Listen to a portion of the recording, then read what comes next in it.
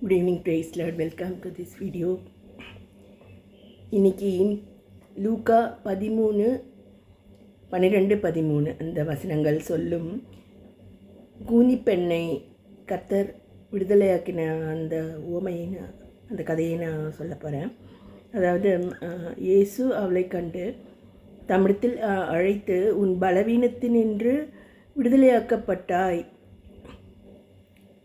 என்று சொல்லி அவள் மேல் தமது கைகளை வைத்தார். உடனே அவள் நிமிர்ந்து தேவனை மகிமைப்படுத்தினாள். உலகத்தில் உள்ளவர்கள் அந்த பெண்ணின் கூனை பார்த்து அது இயற்கையாக ஏற்பட்ட கூன் என்று எண்ணினார்கள் அப்படின்ட்டு இருக்கு ஒரு விளக்க உரையில். அந்த கூன் வந்து சாத்தானுடைய கட்டு அப்படின்ட்டு அவ உணர்ந்து அங்கலாய்த்து கர்த்தரிடத்தில் விடுதலைக்காக வரா. இன்றைக்கி பார்த்திங்கன்னா நான் நிறைய தடவை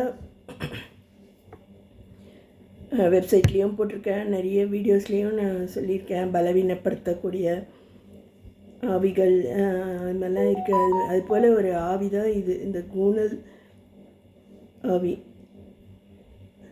நிறைய பேர் பார்த்திங்கன்னா நம்மளே அறியாமல் கூன் விழுந்து காணப்படுறோம். அதாவது நம்மளே அறியாமல் பல காரியங்கள், பல உலக பிரகாரமான பாரங்களை நம்ம சுமந்து கூனாயிட்டு இருக்கோம். எங்கள் வீட்டில் ஒரு விசுவாசி இருக்காங்க. பார்த்திங்கன்னா சபையில் அதிகமாக வேலை செய்கிறாங்க. சபையில் வந்து சொல்கிறாங்கன்னு இங்கே வந்து நிறைய உங்கள் ஏரியாவில் நிறைய உண்டியல்களை கொடுத்து மாதம் ₹1 ஏதோ கலெக்ட் பண்ணி நீங்கள் கொண்டு வரணும் அப்படின்னா ஆட்டோவில் 2 பக்கமும் அந்த உண்டியல்கள் தொங்குற மாதிரி எடுத்துக்கிட்டு அவங்க போய் கொடுப்பாங்க. அது செய்யறது கரெக்டு தானா அப்படியெல்லாம் யோசிக்கிறதே இல்லை. பார்க்குறதுக்கும் நமக்கு கஷ்டமாக இருக்கா. அது போல் பல விதமான தேவையற்ற பாரங்கள் நம்ம சுமந்து சாத்தானால் கட்டப்பட்டு இருக்கிறது நம்மளுக்கே தெரியறதில்ல. சில பேர் பல தடவை நான் சொல்லியிருக்கேன், அது அவங்க அதை பார்க்கலையா, இல்லை அது அவங்க அதை நம்பலையா, உரைக்கலையா அப்படின்னு தெரியல.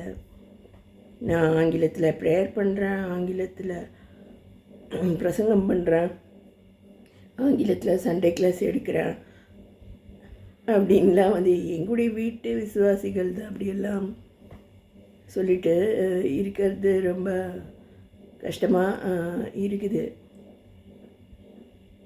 சில பேர் நம்ம தப்பாக ஏதோ ஒன்று சொல்லிட்டோன்னு வைங்க, நீங்கள் உங்களுடைய ஆங்கில இதில் வந்து பிரசங்கம் பண்ணுறீங்க, அதில் தப்பாக ஏதோ ஒன்று சொல்லிட்டீங்கன்னா உங்களுக்கு கிண்டல் அடிக்கிறதுக்கு அதுக்காக வந்து உங்களுடைய பிரசங்கத்தை கேட்பவர்கள் இருக்கிறாங்க.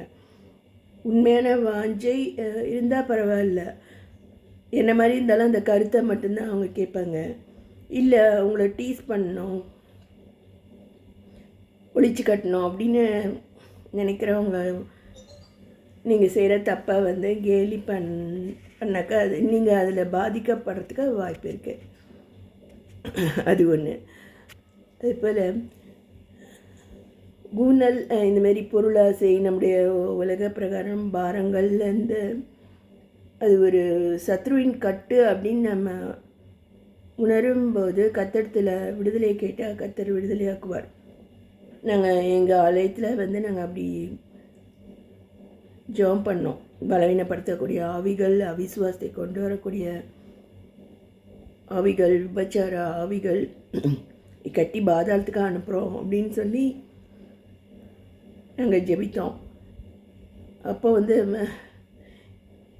எங்களுடைய பாஸ்டர் வந்து எரிச்சலின் ஆவி அப்படின்ட்டு ஒன்றை கண்டுபிடிச்சி அதை வெளியே அனுப்பினார்.